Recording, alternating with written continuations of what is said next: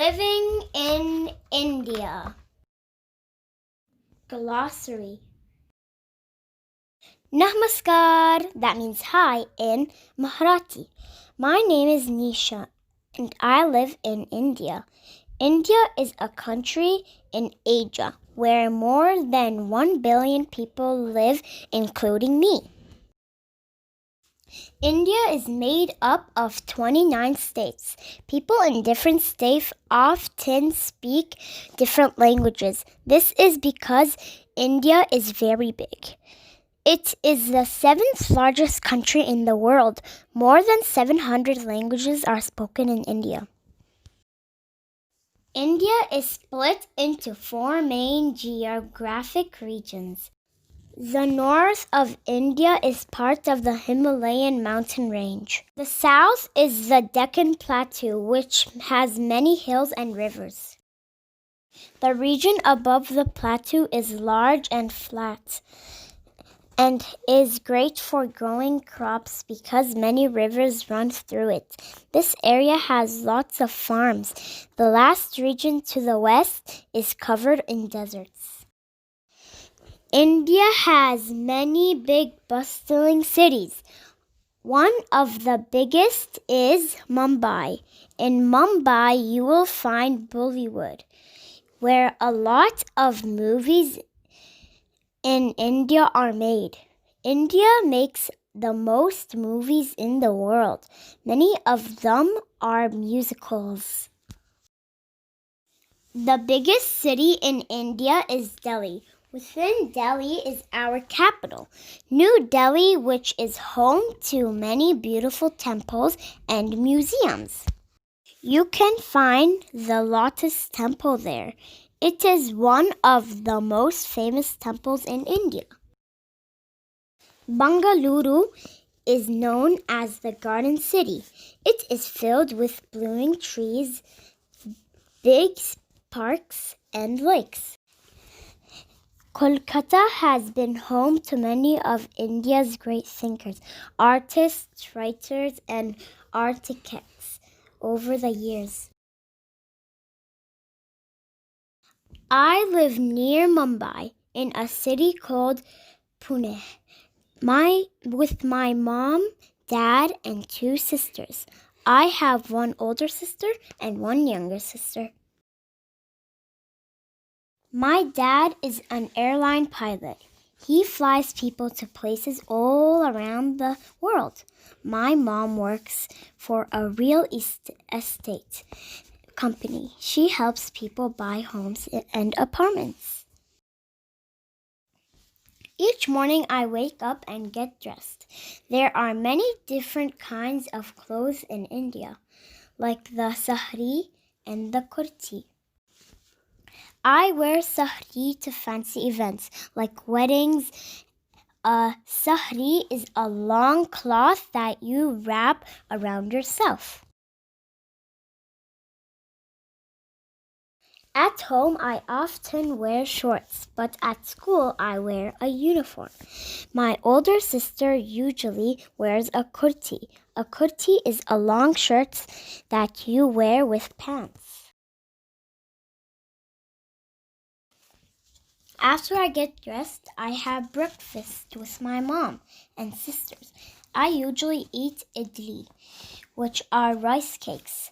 I dip the idli in a vegetable stew called sambar. Time for school. I take an auto rickshaw to school. An auto rickshaw is a 3-wheeled car. I live 10 minutes from school. The auto rickshaw picks up other students along the way. School starts really early at 7:10 a.m. At my school, there are 2 shifts, one in the morning and one in the afternoon. Different students attend each shift. We have 2 shifts because there are too many students to have in school at the same time.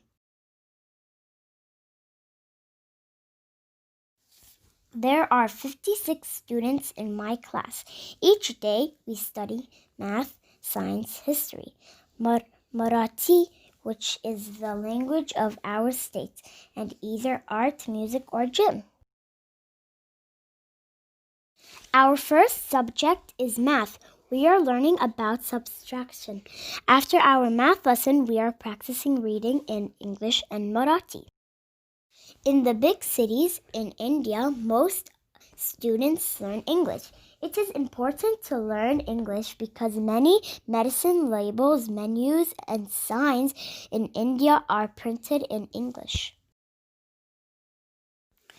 At 10 o'clock, we stop for our snack break. Today, we are having flatbread with sabzi. Sabzi is a dish made from cooked vegetables.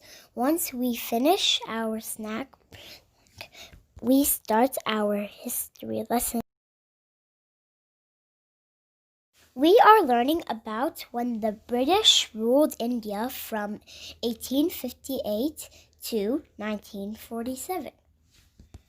Britain wanted to control India because our country had valuable spices, rice, cotton, tea, and gems. India's resources made Britain very rich. The British built factories and railroads all over India to make move more goods. But many Indian people were unhappy. Britain made Indians work for little money and fight in their wars. During food shortages in India, Britain did little to help. As time passed, people wanted the British to leave. A man named Mohandas Gandhi began a movement to end British rule in 1919.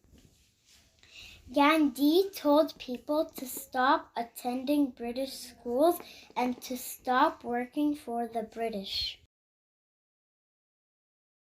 Gandhi was imprisoned a few times, including once right here in Pune. But that didn't stop him. He told the people to make their own food, clothes, and other goods. This way, the British couldn't make money from taxes on the goods that Indians people brought. It took many years, but Gandhi's idea worked. In 1945, the British began talking to Gandhi and other leaders about Indian independence. And in 1947, Britain at last gave power back to the Indian people. After science and gym class, it's noon and school is over. I take the auto rickshaw home. I play cricket with my sisters and our friends. Cricket is a very popular sport in India. At 6 o'clock, I have my hobby class. Hobby classes are outside of school, and you can learn all kinds of subjects. My big sister learns a traditional Indian dance. My little sister learns piano. I get to learn speed roller skating. When we get home, my sister and I discuss Diwali. Diwali is a Hindu festival celebrated for 5 days in October or November and marks the new year in India.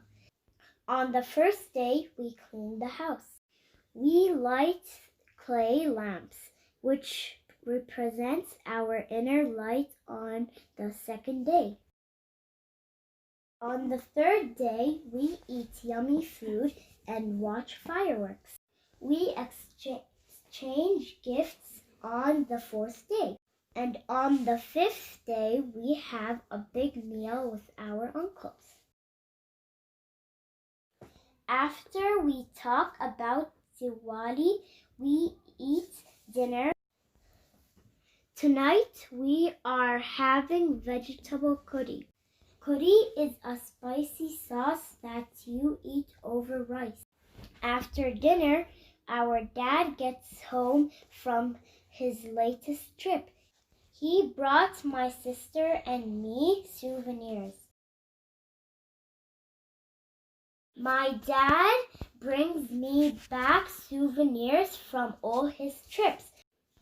I have things from China and Iceland and the United States too. One day I want to visit all of these places just like my dad. Would you like to visit India someday? Wow, look at all these amazing information.